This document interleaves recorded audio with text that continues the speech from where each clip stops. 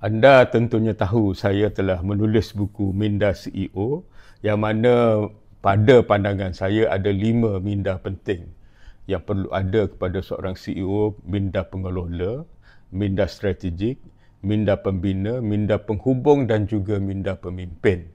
Jadi dalam bab minda strategik, saya hanya membincangkan secara ringkas saja tentang minda strategik itu, dan saya berasa ada keperluan untuk membincangkan minda yang bagi saya amat penting ini dengan lebih terperinci.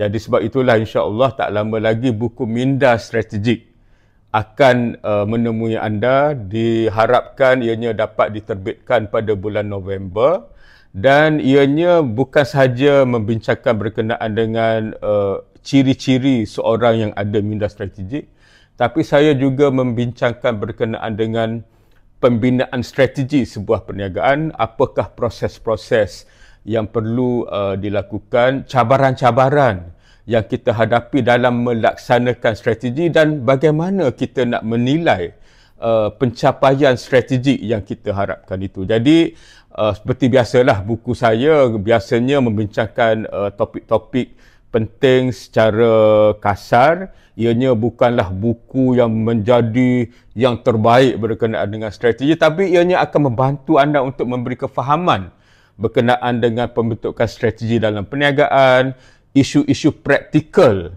yang bakal anda hadapi, dan saya juga seperti biasa kongsikan anekdot yang saya lalui dalam membentuk strategi pelbagai perniagaan dan juga institusi yang saya pernah terlibat. Ya, jadi banyak perkara-perkara berkenaan dengan strategi yang ada dalam buku Minda Strategik.